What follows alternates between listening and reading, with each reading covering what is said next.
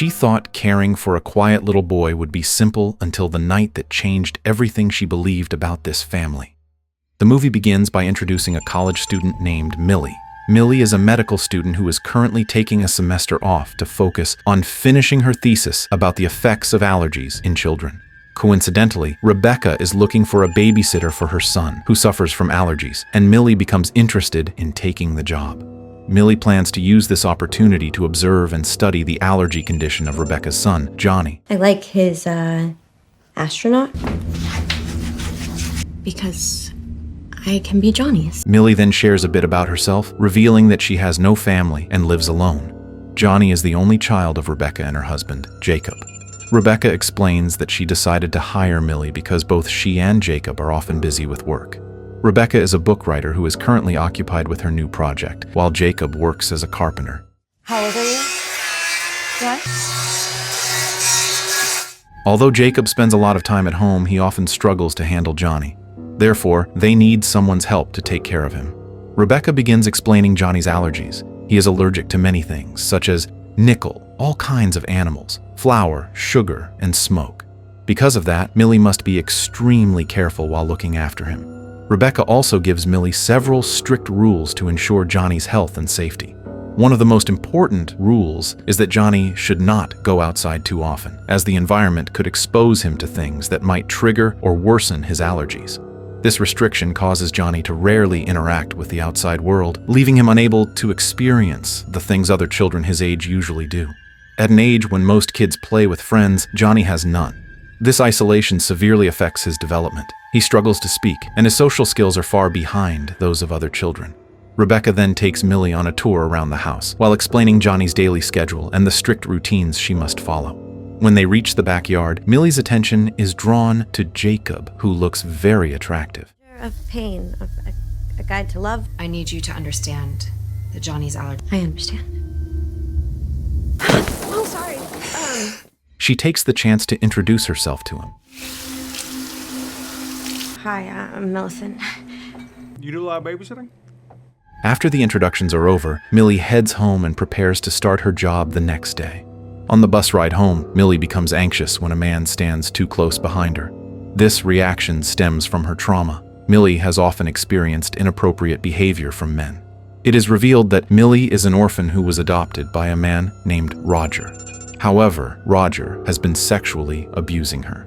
Because of this repeated trauma, Millie develops mental health issues and is now undergoing therapy with a doctor named Dr. Welsh. To treat her condition, Dr. Welsh uses an experimental method involving a controlled, illegal substance. Although the treatment is controversial, Dr. Welsh believes it is worth trying for Millie's recovery. He routinely checks on her to monitor the correct dosage. The substance helps calm Millie's mind and can be taken whenever she feels she needs it. However, one side effect of the drug is that it can cause hallucinations. During one of their sessions, Dr. Welsh asks Millie whether she feels better after taking the medication. He plans to gradually reduce the dosage if her condition improves. But Millie lies, saying she still doesn't feel well, and asks him not to lower the dosage. In truth, she is already fine, but has started to become dependent on the drug and frequently experiences hallucinations. It has proven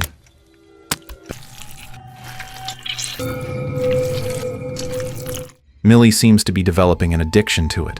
Later, Millie confides in Dr. Welsh about her wish to have a family of her own. She expresses her desire to help children who lack parental love and attention. Millie doesn't want any child to experience what she went through, growing up without affection. That is why she enjoys working as a babysitter, caring for and nurturing children with genuine love. So we can begin lowering your dose. You've been in the foster care system for most of your life. Every morning before leaving for work, Millie always makes sure to take her medication to keep her mind calm and under control.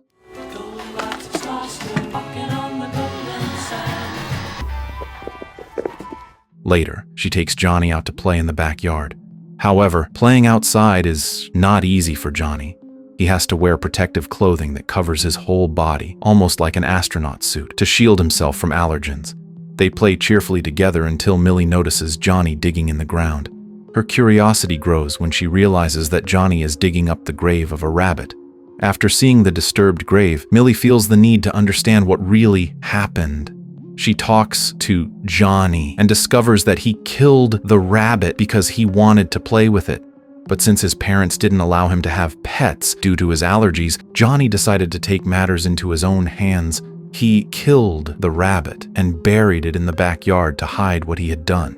Understanding the reason behind Johnny's cruel act, Millie feels the need to find a safer solution. She then gets the idea to clean the rabbit's fur and give it to Johnny. That way, Johnny can still feel the texture of the fur without having to dig up graves or risk an allergic reaction. Millie also teaches Johnny how to skin the rabbit's fur so that he can do the same with other animals in the future.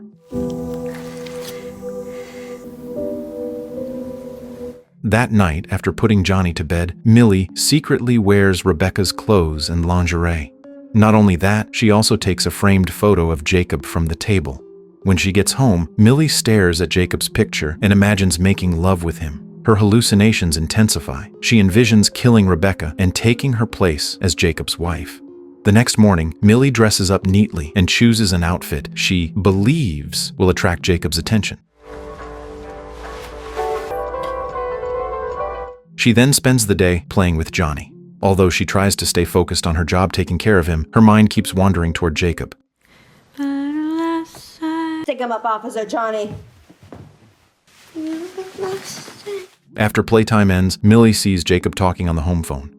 Curious about who he's speaking to, she quietly picks up another phone in the house to listen in. From the conversation, Millie hears Rebecca apologizing to Jacob because she can't come home early. Rebecca explains that she's out of town, finishing some unfinished work and won't be back for several more hours. Hearing this, Jacob sounds disappointed, as that day happens to be Johnny's birthday and he had really hoped Rebecca could be there to celebrate it with them. But as usual, Rebecca's busy work schedule leaves little time for her family. In the end, Jacob has no choice but to celebrate Johnny's birthday with Millie. Unfortunately, the celebration doesn't go well because Johnny throws a tantrum. Fortunately, Millie's presence manages to calm him down again. She then helps Johnny get ready for bed and gives him the rabbit fur she had cleaned earlier, telling him it's to remember the rabbit by. Johnny looks happy and hugs Millie warmly. Meanwhile, Jacob calls Rebecca again to complain about Johnny, who had another tantrum. Jacob is frustrated with him for ruining the birthday celebration he had carefully planned. He had spent a lot of time preparing everything, hoping it would be a special day for his son.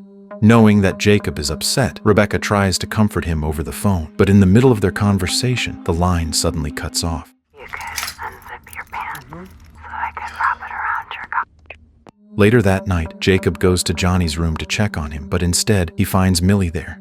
Jacob, who is slightly drunk, begins to flirt with her.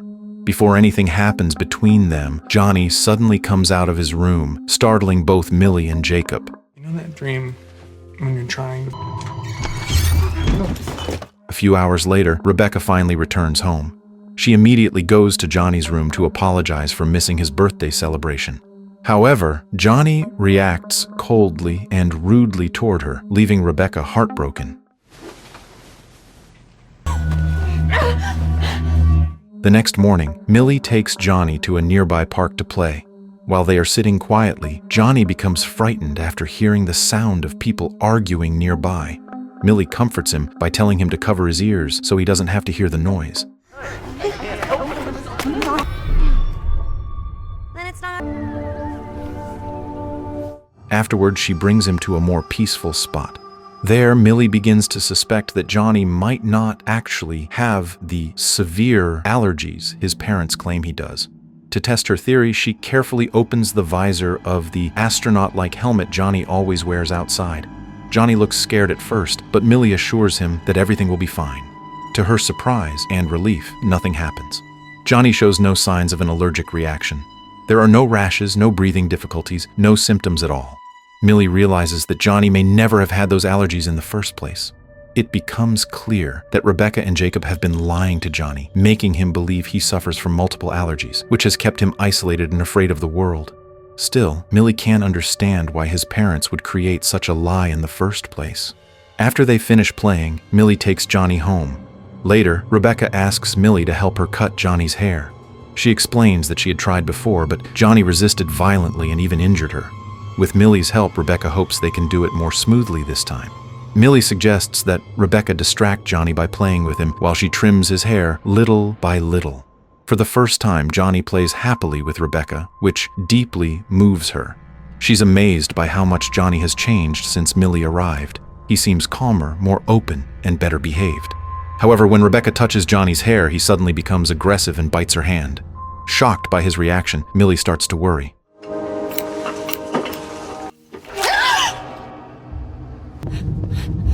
Remembering her own medication, she thinks about giving Johnny a small dose of it, hoping it might help stabilize his emotions and make him calmer. But a new problem arises. Millie realizes that her supply of the drug has run out earlier than expected. The only way to get more is from Dr. Welsh, but he won't give it to her yet because it's not time for her next prescription. Desperate, Millie decides she'll have to trick Dr. Welsh in order to get more of the drug. Millie goes to Dr. Welsh's office, pretending she just wants to talk about her feelings. During their conversation, she deliberately gets him to come closer, then suddenly vomits on his pants. When Dr. Welsh leaves to change his clothes, Millie takes advantage of the moment to steal all the illegal medication he has in his cabinet.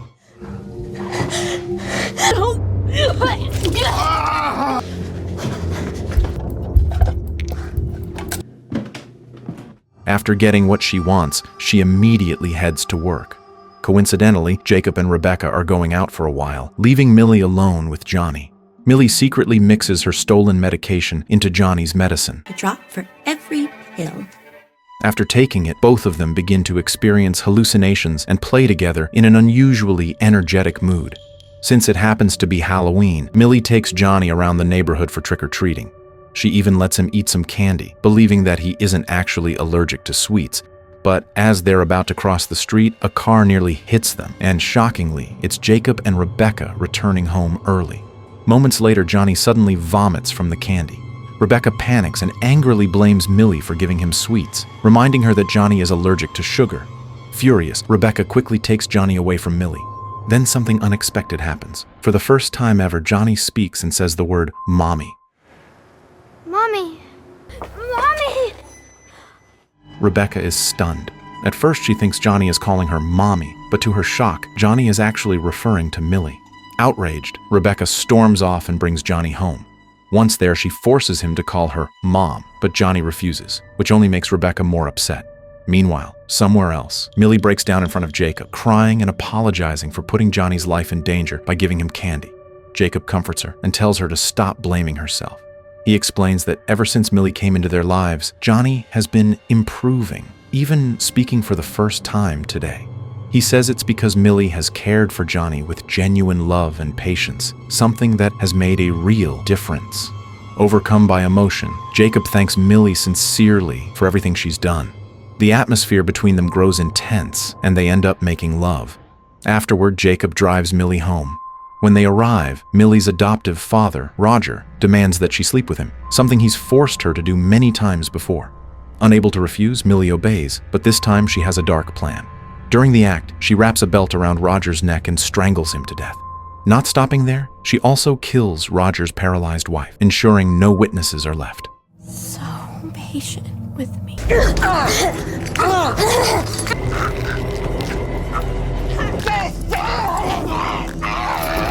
Johnny!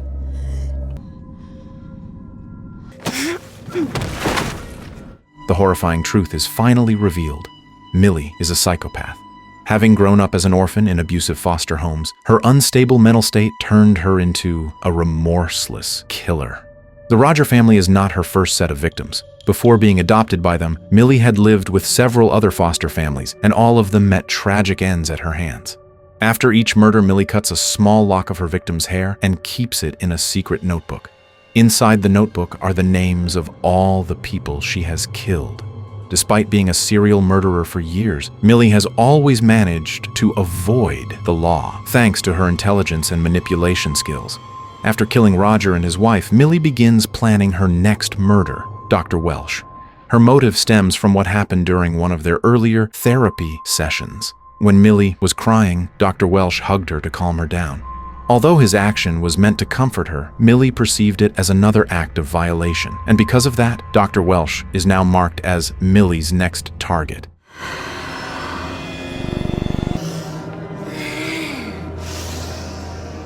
The next morning, Millie goes to work as usual.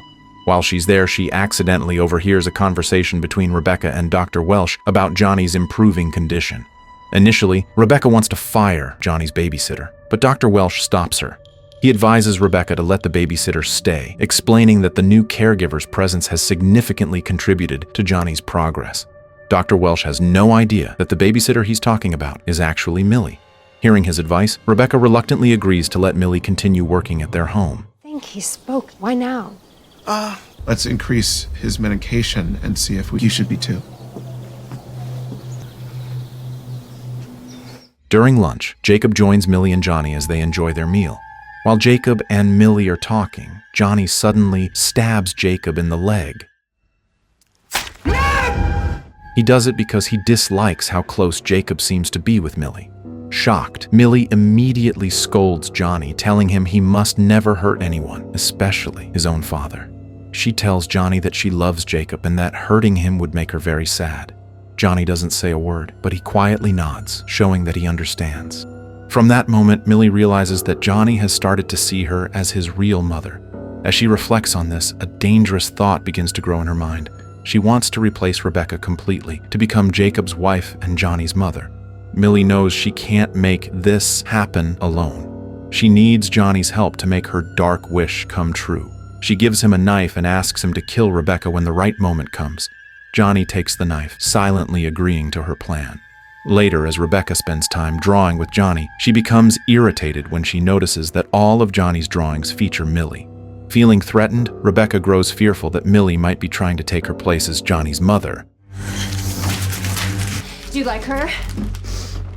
Do you? Meanwhile, elsewhere, Millie successfully murders Dr. Welsh, revenge for what she believes was an inappropriate touch during one of their sessions. It's like when God, at first, so colorful.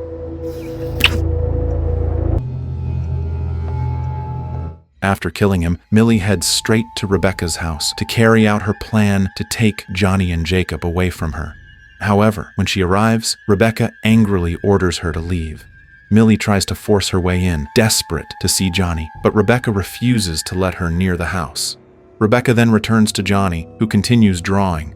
But suddenly Johnny stabs Rebecca's hand with the knife Millie had given him. Furious and in pain, Rebecca nearly lashes out at him.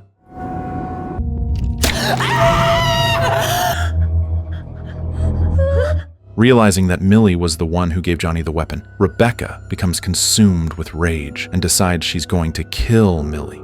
Before carrying out her plan, she locks Johnny in a room to keep him out of the way. Outside, Millie finds Jacob in the backyard, working with his tools.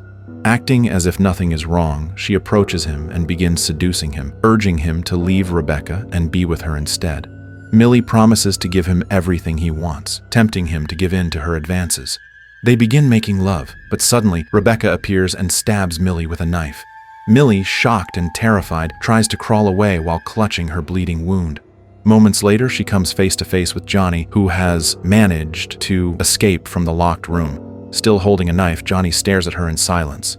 Weak and desperate, Millie pleads with him to attack Rebecca, but instead, Johnny turns on Millie and stabs her repeatedly until she dies. Then comes a shocking revelation. All this time, Johnny has been a psychopath. Ever since he was a child, Johnny has shown psychopathic tendencies, often finding pleasure in hurting animals and people. As he grew older, his condition worsened and his violent urges became stronger. Johnny's uncontrollable desire to kill often led him to harm Rebecca and Jacob, which caused them to keep their distance from him. To prevent the outside world from discovering Johnny's disorder, Rebecca and Jacob fabricated a story. They told everyone that Johnny suffered from severe allergies. This lie kept people away, ensuring that no one got close enough to learn the truth. However, Johnny's murderous impulses could not simply be suppressed. If too much time passed without him killing, he would turn his violence toward his parents. To prevent that from happening, Rebecca made a horrifying decision. She began hiring babysitters for Johnny, knowing they would eventually become his victims, the sacrifices needed to satisfy his killing urges. It turns out that Millie was not the first victim. There had been many babysitters before her, all murdered by Johnny. To dispose of their bodies, Jacob would cut them into pieces and bury them in the backyard, planting orange trees on top of each grave to hide the evidence. As for why Johnny killed Millie, despite seeming so attached to her, the reason was simple but disturbing. Even though Millie tried to manipulate him, brainwashing Johnny into seeing her as his mother, Johnny was not easily influenced. Deep down, he always recognized Rebecca as his real mother. When Millie tried to replace Rebecca, Johnny's instinct to eliminate anyone who threatened his bond with his mother took over, and he killed her. Despite his violent nature, Johnny will never forget Rebecca and Jacob. He will always see them as his parents, the only people who truly belong to him. In the final scene, Rebecca visits Johnny. She softly asks him, "Who is your mother, Johnny?" hoping he will finally call her Mom, but Johnny remains silent. When Rebecca leans in to kiss him, Johnny suddenly bites her lip and smiles. Even in his deeply disturbed state, Rebecca continues to love him more than anyone else. She has grown accustomed to the murders her son commits, almost numb to the horror. In fact, the deaths of Johnny's babysitters have become inspiration for her upcoming novel. As the story closes, Rebecca begins searching for a new babysitter, the next victim in Johnny's twisted cycle. She even plans to expand the backyard, making more space to bury the future bodies of those who fall prey to her son. And with that, the story ends.